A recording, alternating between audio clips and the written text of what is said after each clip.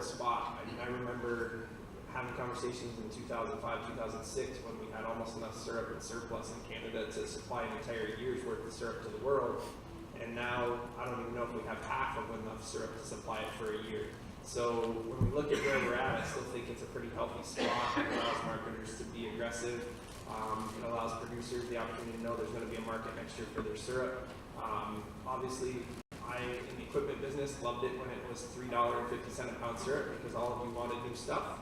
And so from the equipment side, we've definitely seen expansion slow each year that the syrup prices stay down, and that's only helping to reset the balance of supply and demand. So I would say, if anything, one of the concerns I have is that the expansion slows down too much, and then the marketers lose a little bit of aggressiveness because of the fear that there's not going to be enough syrup to supply demand. So we're walking right on that line. I think that's right where we should be. So I think we obviously need a decent crop of syrup this spring to help make sure it goes forward from there, and then I think everybody can do it.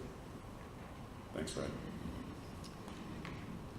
Good morning, folks. It's a pleasure to be with you folks this morning, and I was very impressed with all the answers you guys gave to the couple questions that Mike asked. I'm cautiously optimistic and also very excited about the future of this industry. In the United States in general, and especially in Vermont, we have seen tremendous growth in this industry. For example, the past 10 years, the production of syrup has tripled in the state of Vermont. And I think it's true with any industry related to agriculture or agricultural industry like this industry, there are going to be some challenges and also some opportunities. Some of the factors that you guys are going to face the next probably few years, some of them are going to be external and some of them going to be internal factors. There are factors that you are able to control completely, and as I'm sure you're aware of, there are some that is outside your control. So the exogenous and endogenous factor, and climate is one of the factors that you don't have any control. But as I mentioned, I see a bright future in both short run and long run for the industry, and the reason for that because there is a huge demand for your product, not only maple syrup but value-added product that you folks are producing. And as long as the consumer is health conscientious and they prefer to purchase a natural product like maple syrup, the demand is going to be strong. And also, we as economists refer to maple syrup as a luxury product. In other words, a type of a product is a recession-proof. So the increase in the price of a product by 5–10% is not going to have that much negative effect on consumption or demand. So as I said, there are many challenges and also many opportunities available for you folks involved in this industry. Thanks, Reza. Yep, Bruce. I think the last time I was in front of a microphone was last year up here. I would reiterate what Brad said. I think he pretty well summed it up. I think you're at a sweet spot. I think production is still growing 750,000 to 1 million taps a year. A lot of the additional taps are not in Vermont. I mean, Vermont's got maybe, who knows, half of them, but there's quite a big one on in Wisconsin, for example, Ohio, western New York. We get a lot of maple syrup out of New York State. There's a big undercount on the government statistics. So, even this last year, the government says 48 million pounds. There probably was well over 60 million made. But I think that industry, it doubled, like you said, it tripled the last 10 years. I think it might double again. It might take 10 to 15 years. I think the expansion is definitely slowing down. Probably due to the bulk prices. But I would guess that production is growing, some moderate number like, who knows, 7% a year maybe. consumption is growing maybe 5-7% a year also. I'm optimistic. I think the glass is half full, not half empty. I think prices will be better in 2 or 3 years. Thank you. They're not going to be better this year, Bruce? Well, it depends what the Federation does. I'm of the same vein as these people. The glass is half full. Our sales this year haven't been as good. I think the buyers are rebalancing their inventory. Our sales for the first 11, the exports for the first 11 months of the year, what we have stats for 11% more to all countries. So syrup's still selling. You guys are, the exchange rate is for sure, that's not the Federation's fault. I'm here to tell you that that's what keeps your price down. It's not that the price of syrup has gone down. It's stayed stable in Canada. The last 4 years, it hasn't gone up. It hasn't gone down by a cent or so. But, everybody has a calculator today, and, so we've added new taps in the last 3 years through different ways. People can grow their quota and all, and these sort of things. So there's more syrup in the pipeline, which affects the percentage we get paid. But people that have been in the system at home a long time, we're selling out of the reserve to try and rebalance the reserve and get rid of the older syrup and, try and keep some sort of rotation. But as long as you're in the system, you're getting money. We're at 111 million pounds of sales so far. I would say the buyers are starting to look at the long-term forecast, and I think we'll sell more syrup before the end of our year, the 28th of February. That's my prediction. Well, it sounds like pretty positive all across the board. And that was going to be the next question. What are your, top 1 or 2 positive trends? So I think I'm going to skip that and go to the bad and say, can you give 1 or 2 specific trends that you see as liabilities or things you're concerned about in the next 5 years as far as maple? Try to be as specific as you can. I'm I have to be politically, lead. We're pulling our hair out in Quebec about lead.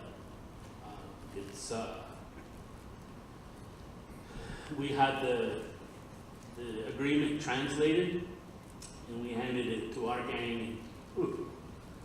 Man, can they find lead there where you never thought it existed? There's not a pressure washer in Quebec that conforms. Garden hoses, PEX fittings in your thing. I mean, they're taking it to the nth degree as far as I'm concerned too far.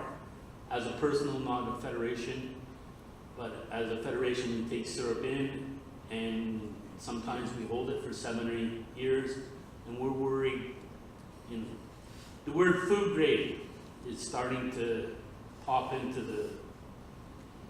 the words of the people that are guiding us and governments and sort of these things. And I'm wondering if lead is going to take us towards food grades, which is going to be, it's going to be a big concern for smaller producers in Quebec selling bulk syrup. If you're just selling at the farm gate, I don't think it's going to be a problem. Okay, thanks, David.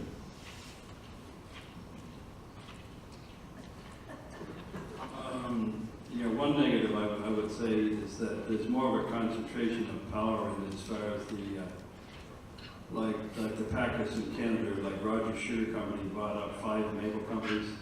They have roughly 1/3 of all the sales in the entire world. I think it's over 30%, maybe more than that. And you've got consolidation of packers in the United States buying each other up, and you've got even the producers. I think Dave Marvin told me that the largest, what was it? I forget the number. 300 producers probably make 3/4 of all the syrup in the country. So the producers are getting more concentrated and consolidated. The packers are getting more concentrated, and the grocery stores are the same way. The top dozen grocery chains, plus the price clubs, probably sell 3/4 of the food dollar in the United States.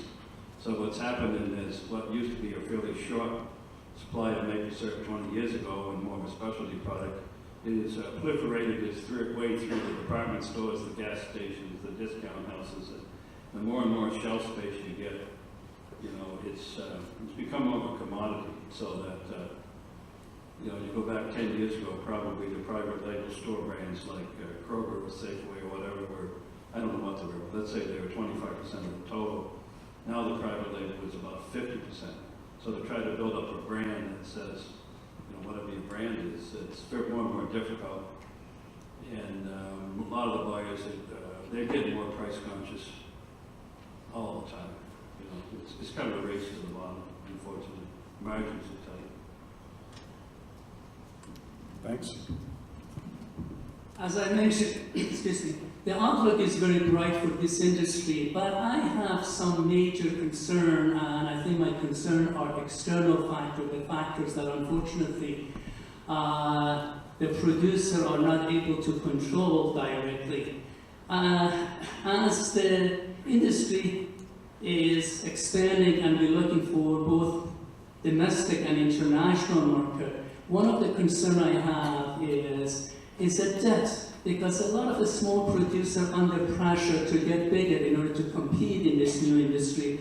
And the economy of the scale is important. In order to be efficient, you have to get bigger. And I think that might be one of the problems, at least in the short term, for one of the small producers. There are other issues that are outside our control, is exchange rate, what is the value of currency between the US and Canada. And also as we look to international market, we have to be concerned not only about the government regulation in this country, but also government regulation by foreign countries. And then the changing climate, and then what is happening to the price of the commodity in international market as we look at for the next 5 or 10 years. So I think there are many, many challenges, but I don't want to be that negative or pessimistic. With all of these challenges, there are many, many opportunities, and hopefully we are able to balance those challenges and opportunities and see the continuous rate of the growth for this particular industry.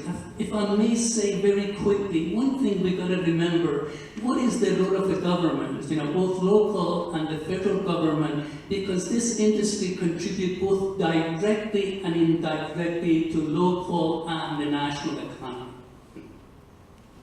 Thanks. So I would say two concerns that I have. One is the role that the government plays for our ability to continue to market product, and it's twofold. One is regulation, and the other is in trade. I'm a little concerned in the next short-term future what trade policy might do to our ability to continue to market syrup out of the United States. I don't know that it's going to hurt us as an industry as a whole, and one of the things I caution people against is David's not the enemy from Canada. They're not the ones that we're fighting against. We're fighting against corn syrup. We're fighting against other sweeteners. Maple is 1% of the pourable sweetener market in the grocery stores. So whether it's Canadian syrup, Vermont syrup, or some other state syrup, that's not the enemy here. And so I'm a little concerned with some of the trade policy and whether that's going to have a negative impact on the U.S. side, being able to market syrup internationally and have an impact there. And then on the regulation side, I think it's important as producers, you're all here today, to get more people involved in your state and local associations so that we represent a bigger group of people, because one of the things Maple's been good at historically is helping to craft regulation and not necessarily being handed regulation. Your state associations worked hard at that. Here in Vermont, we need to continue that, because I'll be honest with you, I get to travel the country. We are probably the least regulated state at the sugar house level of any state in the country, and we make half of the United States maple syrup. So we need to be cautious of that regulation will come even here. And if we get involved and engaged, we can help to craft that regulation. If we just ignore it or we try to shun it away, the regulations will not be nearly as nice to us as producers. And so some of that is the stuff that David's talking about with food grade, proof for potable water, things like that, terminology like that, and where it's used, how it's used, I think is a concern. And then the last thing I would say is I do think that we always have to be at least mildly concerned with the quality of what we're making for product. I think that's gotten slightly better as the price for commercial syrup has gone down so much. But I would still say that overall, as producers, you are the only quality check against the processor and packer putting good syrup on the shelf. Because if they can't buy good syrup, they can't put good syrup on the shelf. And we have to be concerned with the quality of what we're making along with the quantity to make sure that the people that are consuming this are having a good experience and continuing to buy more. So quality is definitely going to be a major concern. Great, thank you. Maybe starting with David, can you talk about your perspective on innovative products, either beverage or flavor infused or other innovative uses beyond what we typically think of from maple syrup? From your perspective, where is it going? Is it going to be a significant part of how syrup is marketed, or is it a little bit maybe not as enduring and more temporary? The maple sap, it looks like we're going to double the maple water sales this year again. So there seems to be a fair bit of demand that seems to be growing, maybe not as fast as we'd like, but it's still a significant amount of gallons, which translate into quite a bit of syrup. New products, that would be one of the downfalls to our system. If you have if you can fill your quota and sell it, going into the value-added flea market, farmers market stuff, it doesn't encourage that sort of thing. That would be something, and I beat on this at the meetings that we lack. The price is good enough.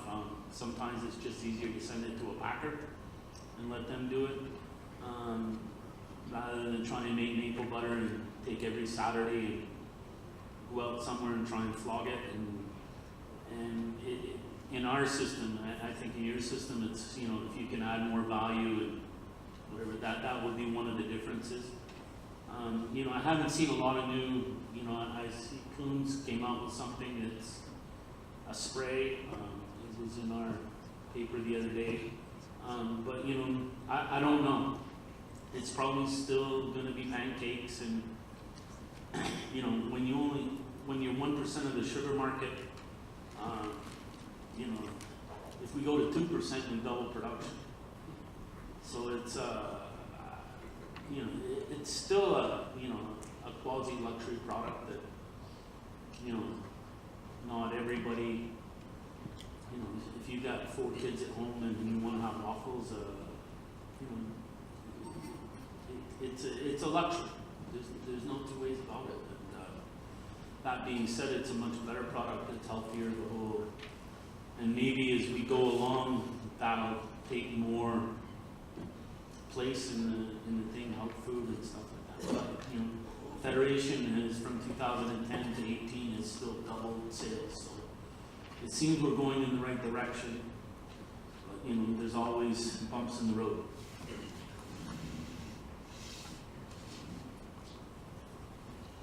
Well, one of the more noticeable value-added products has been the bourbon and maple syrup, which looks like it's here to stay. I think a lot of all the other infused syrups are probably going to drop out over time. But one new market that I never knew existed that we've been selling to lately is we got several customers, multiple customers in California buying barrels of maple syrup for marijuana edibles. They put them in the brownies. You get high with your marijuana brownies, and they buy maple syrup to take the edge off or something. I don't know exactly what the point is, but the ingredient market is definitely expanding. It's rather than just pancakes and waffles, it's more and more breweries buying it. Meat companies, they put in 1%, 2% so they can list maple syrup on the label, so there's not a large amount consumed per product being sold. But it's, I think the flavoring and ingredient market is definitely a growth area. It seems to me that it's unlimited use for maple syrup.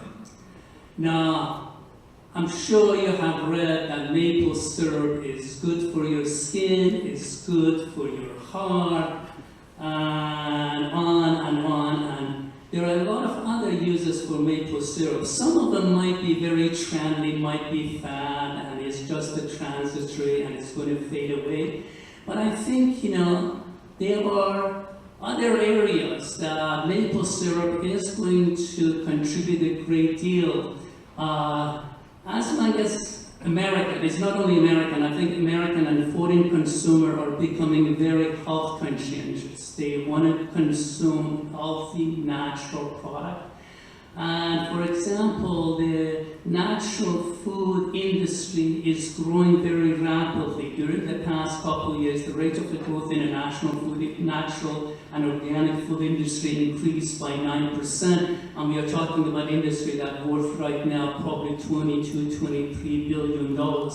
So there are a lot of use for maple syrup in a natural food area. One of them is a plant food substitute, and we have a plant meat substitute, and a lot of restaurants are serving maple syrup glazed vegetable, and that's a very growing market. Now in the trendy bar and restaurant in the big city, you can add maple syrup to your rum, your gin, and other drink. And as you folks know, also, one way to increase the revenue is not just selling the maple syrup as a raw material. Same thing they have done in the oil industry, some of the oil producing countries, in order to sell just the raw material, they try to reform, or they make some basic changes to the raw material and add value and come up with a value added which increases their revenue. So I think there are a lot of, as I said, as long as consumer are health conscientious, the demand for this product is going to be very high. But we have to be very careful, as some of my colleagues mentioned, that not all of this increase are going to be permanent. Some of them, as I said, is just a trendy fad and not probably going to continue in the long run. Great, thank you. Brad? So I think as the producer diversifies, it opens up new opportunities to try more value-added ideas, more different combinations, and anything that's going to market more pounds of maple syrup is positive to the industry. So the one thing I would caution is I do think that clarity in labeling and so forth is important in those things, that people understand what they're buying, and as an industry, that's something that we probably want to make sure that we watch and know that people are doing. But if it's moving more product, there's not a reason to be upset with it by any means, because it's just going to add more value to the marketplace. I would also say the value-added segment is, like David mentioned, a small part of the segment overall for growth. So the ingredient market that Bruce talked about, all those other places where we're still using it in some form or fashion is important. And the one thing to remember is a lot of the new marketing information that's out there with the health benefits and some of the stuff that's going on at the University of Rhode Island, for example, and the story of how the product is made, that translates whether it's used as an ingredient, whether it's used as pure maple, or whether it's used as some type of infused syrup. That whole story still sells. So we can co-market that across all of those different spectrums, and so that's the important part to growing the market, because I think it's the story, it's the product, there's a lot of benefits to it that we can market. So I'm going to ask each of you to give maybe like a one-word response to the next question. It's where you see the most potential growth in marketing. Is it domestic or foreign? But domestic, we're talking the U.S.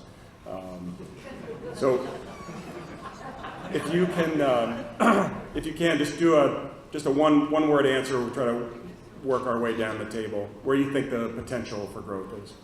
I would say domestically. I agree, because the per capita consumption in the United States is still very low, and there is a great deal of potential to increase consumption in the US. But I do not dismiss the global market, especially East Asia and especially China, assuming that the trade war between us and them going to stop very quickly.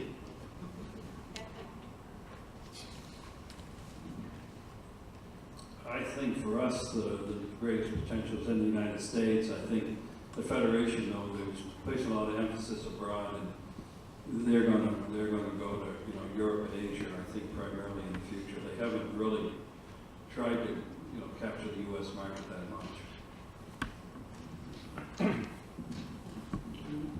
But, you know, it's still a volume of you know, it's still numbers, and, you know,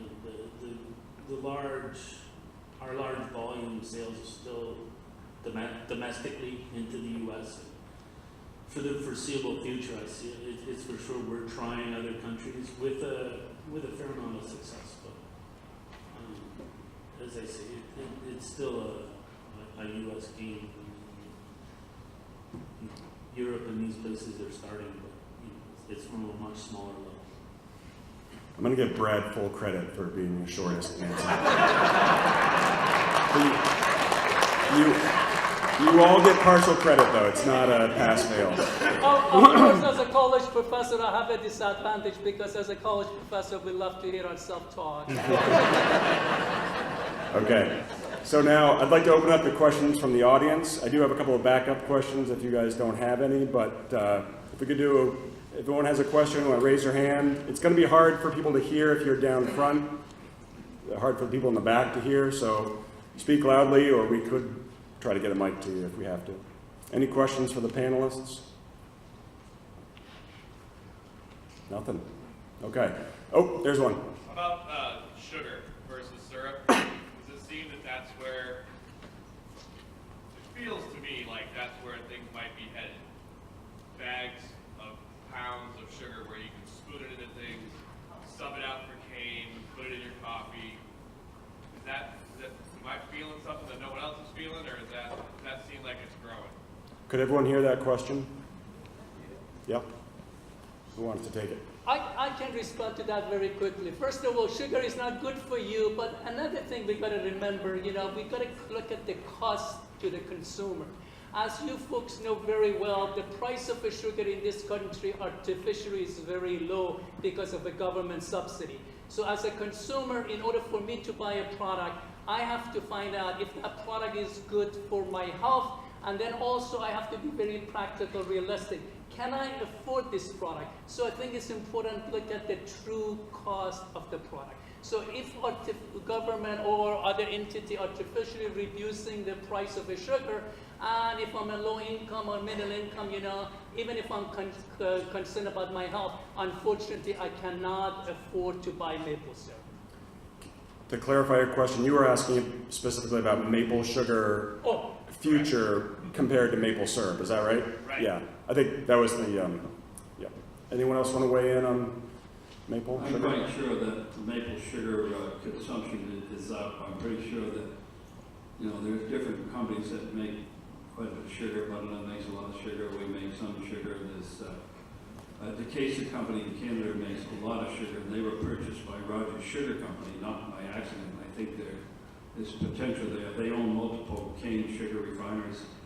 So I don't know if they're ever run pure maple through those large refineries. Probably not, but I think the sugar market is definitely expanding all the time. Anyone else want to take that? Right. No. Other questions from the audience? Yep. Brad, I think you mentioned restrictions we'll say restrictions on other sugar producing states, and that we're not regulating that heavily. The regulations that you remember from the other states, what are the two most expensive and difficult to comply with? So, many of the other states, their sugaring facilities are regulated by the health department in those states because they're regulated as food production facilities. So, I would say, like, if you look at Wisconsin as an example, they cannot bottle syrup in the sugar house unless they have an individual room that is set up to process food. So it's not a matter of I have a 3-bay sink in my sugar house. It's I have to have a separate 3-bay sink in that room. I have to have washable walls in that room. I have to have a food production facility to pack syrup in. I can't have a canner in the corner and bottle syrup while I'm making syrup. So in some of the states, it's those kinds of things. Actually, one of the worst states to get a sugar house up in is Maryland, believe it or not, mostly because they don't know anything about it. But I went down there, and the guy had a sugar house built, and he ended up having to tear it back down and rebuild it because he had to have footers that were a certain height up into the wall to make it rodent-proof. He had, I mean, they had this whole book of regulations they threw at him to build a sugar house to make bulk syrup. He wasn't even planning to bottle any there. So the biggest thing I would say for us going forward as an industry and as producers is getting compliant with current regulations. Most of them are not expensive, and they're not hard, and they're common sense. And I would say as an industry, if we're ahead of the game, we can probably keep it to that. Wisconsin got behind the game, and the health department got involved in writing a regulation, and the state association kind of threw up their guard and said, we don't want regulation, we don't need regulation, we're not going to kill anybody. Well, guess what? Because they didn't come to the table, they didn't get a chance to temper the regulation. I actually went to one meeting where we trained the inspectors. We brought them to a sugar house, and we said, you need to come watch what we do. That particular producer got a fine for not having a cover on his, permanent cover on his draw-off tank. And that inspector was there and insisted that in a food production facility, that draw-off tank needed a permanent cover so no contaminant could get into the syrup. He watched the process, took temperature readings off the syrup being processed through there, saw where it was going through the filter press afterwards, says, well, you know, I guess actually I could probably approve that now, but when I show up here and they're not making syrup, how am I supposed to know that?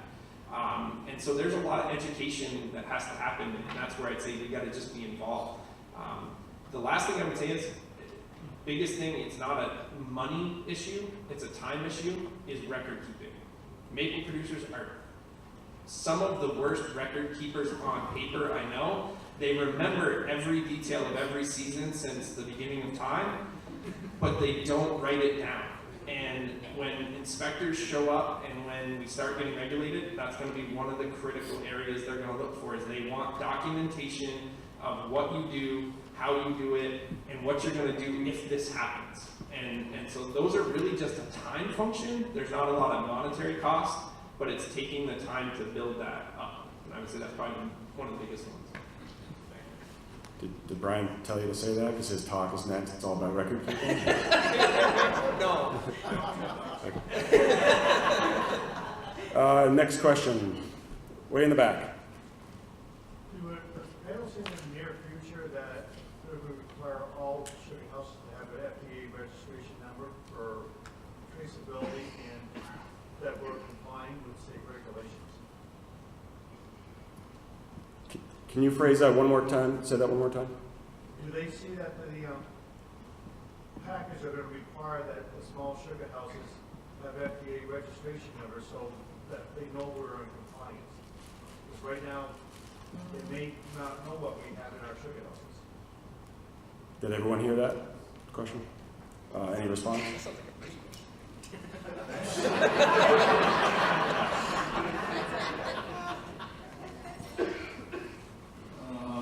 Yeah. Currently, we are not requiring people to have the FDA registration, but there's pressure being brought to bear to do that. So I did put in our catalog this year, I did put an emphasis about trying to get the lead out of maple syrup and good management practices, etc. We're no longer going to sell galvanized sap buckets. We're not taking in lead solid pans on trade for equipment, and so I think you're going to have going to be a lot of changes on what's food safe in the next 2 or 3 years.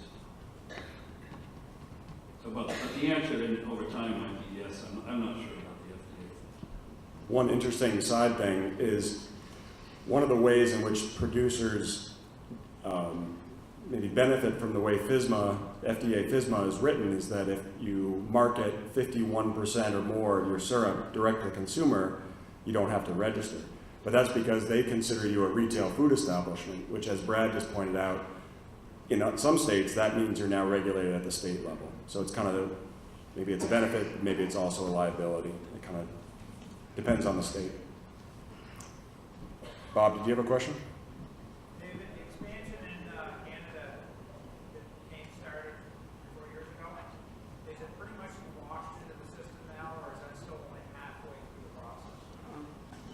As of the 17th of December, on our record, 66% of the 5 million were so-called done, and they have until the 28th of February. So there's probably still a fair amount to come. But you know, so it's 2/3 in the system. We also heard that their 5 million was a number that rattled around, but is that only a piece of the pie, and they also give a lot of different? No, 5 million was it, and we give 40,000 a year since then, and every year to young producers. But the other thing is that people in Crown, like 18% of the taps go on to what we call Crown land, and those it takes, governments move slow, and to get the permit, and so they have another year. So there's another 18% potentially rolling around out there somewhere that, you know, it all depends the lot they give you. If you ask for 10,000 taps and you've got to put 10 miles of electric line in, you know, there's all, you know, like you take the lot where they give it to you, and then you have to decide. More questions? I bet you thought you were going to get through this without having to answer a question about price, but love to hear everyone's perspective on where they think bulk prices are headed, and maybe even throw in a perspective on what you think is, if you're starting to hear concerns at the producer level about whether that is really going to hit them hard or not. So, two-point question: where are prices headed in the near term, and what are you hearing on the producer level? I wanted to add something to what he said about the expansion in Quebec. See, the Federation only covers Quebec, so there's expansion, considerable expansion going on in New Brunswick and in Ontario. And the prices in those areas are a little bit less than the Federation price all the time, mainly because you take the price of $2.95 a pound, for example, which is their golden price. They never really receive that. We've got, there's about roughly, 15 cents a pound subtracted for union dues, promotion. It reads like a milk check with all these deductions, you know. And then if they don't sell all the syrup, there's processing charge back. So, you know, there's a discount on syrup outside the region, but the Federation doesn't really have control on anything outside of the province. But the main thing on bulk syrup prices has to do with what the Federation actually does in the exchange rate. So we should start with you. It isn't set in stone yet, but from what I see, it'll be the same price as last year, and we're going in front of a board, and they're going to decide if there's going to be some sort of bonus for people who conform to the lead, and what that's going to be at, it would be foolish for me to predict, but it won't. It's not going to change the dynamics that much, because there's only, as of this year, there's only 427 enterprises that are obliged to conform 100%. So we're going to try and put some sort of an affidavit into the convention that everybody's signing the same thing to try and, so, you know, like, we've seen some stuff from one buyer that wants you to conform to California Prop 65 2014, and our understanding is we have to conform to 2012. And somebody, you know, some buyers are trying to up the bar, and we just want to try and make it standard that, you know, it's up front, you got to do this, and that's it. It's for sure some buyers are taking it more seriously than others. You know, maybe they saw more in California, I don't know.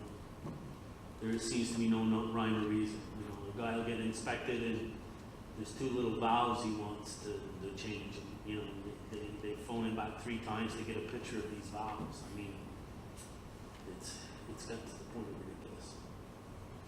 But you know, as far as I'm concerned, the price of syrup will be, you know, will be in the Canadian dollars very much similar to last year, in the last 3 years. Can I ask him a question? Sure.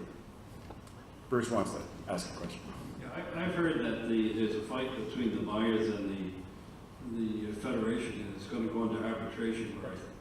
Yeah, and so the price really hasn't been settled because the federation wants an additional 3 cents a pound paid for the people that qualify for the Act 65. That would be the low lead syrup. So my question is, what are you going to do with a warehouse full of high lead syrup? It's going to be like gasoline or what? I mean, if that gets in the marketplace and gets in the Wall Street Journal and the New York Times, I don't think these club stores are going to want to buy the regular syrup that's in inventory that's obviously got the lead in it. So, but that could be a public relations problem. The Federation didn't sign that thing. Just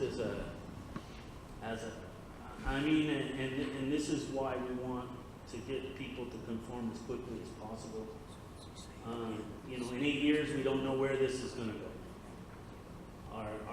Our buyers all going to want low lead syrup because the number's 11. The Quebec number's 250. If you produce syrup with less than 250 parts per billion, I believe, it's still a legal product. So how do we dictate to somebody that you're producing a legal product for everywhere else in the world but California? So we have to walk a line. I'm sure people down here are going to have to walk that same line, but probably might not be as transparent about it. But this is why we want to get everybody to conform as quickly as possible, and we'll move on from there. Because if I read the agreement correctly, if it was produced before this, it's still a legal product. But I haven't read every. My problem with the thing comes, it's not with syrup buyers. I think most of those will act in good faith. My worry comes when insurance companies and Shylock lawyers get involved. And then we might have they might try and find a brass valve in the back of your mountain somewhere that you have and, sue you for, I hope it doesn't come to that. I see some things coming, with coffee and tuna fish and stuff like that people are fighting back against this Prop 65 because they say there's so many stickers on stuff in California. You're almost better off to say put maple syrup will kill you on the bottle and you're going to sell more. So we just have like 4 minutes left, so if we can just do a very quick answer to that question. Can you pass the mic down? Very quickly, as I told the audience last Saturday, that's a wrong question to ask from economists to predict the future because we are very good in predicting the past. But based on the data I have seen, I think the price of the bulk syrup is going to be very similar to past couple of years. And I think a word of caution. The Federation in Canada can be a blessing or a curse for US and especially Vermont producer. So far it has been blessing for you folks. As long as they control the quota and the value of Canadian dollar stays strong, you're the main beneficiary of the Federation because you folks have all the benefit of the Federation with no cost. So if I may use the term, you folks are a free rider. So let's hope the situation will continue in the future.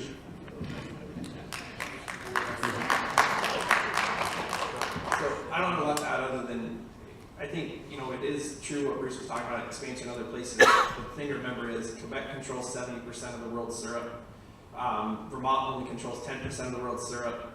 The rest of the United States controls another 10%. So when we only control 20% of the world's syrup in the United States, but we're the main consumer, we're going to be controlled to some degree by what Quebec's pricing does. That's not going to change. So the exchange rate needs to be probably the number one thing you're watching to see where syrup prices are going to go. If that exchange rate stays in the 130s, syrup prices are going to stay flat. If for some reason the exchange rate moves dramatically one way or the other, you're going to see the syrup price move with it, as long as that supply and manufacturer stays in effect.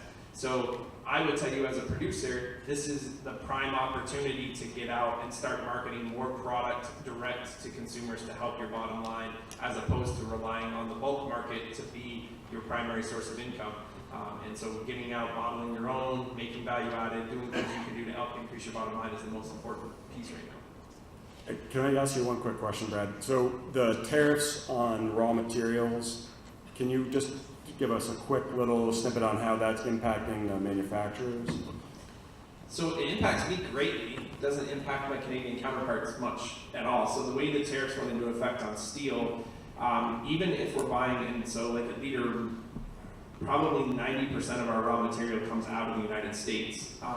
But because the tariff drove the prices of international steel up 20 to 25%, guess what the U.S. steel prices did? They went up 20 to 25%. So we see that across the board. If you import a finished good from Canada, the tariff doesn't apply. So any of the equipment that's made in Canada and brought down as a completed unit does not get a tariff imposed on it, whereas the steel that we're using does. Now, I do understand that some of the steel prices went up in Canada too, because the North America market is kind of considered one market because of consumption. But the reality is there's definitely a bigger impact on Leader and some of the other U.S. manufacturers than there is on the Canadian manufacturers on that.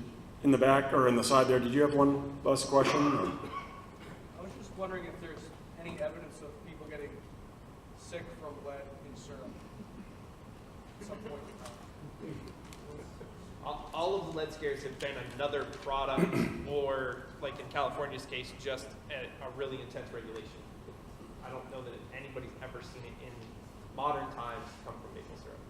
Except that in the 90s, when the initial conversion of lead-containing equipment to stainless, that wasn't maple syrup, but it was apple cider being used in a lead-soldered evaporator or a canner or something. We had a producer that sent drums of syrup in, and the lead counts on the 4 drums were 6, 7, 8, and 9,000.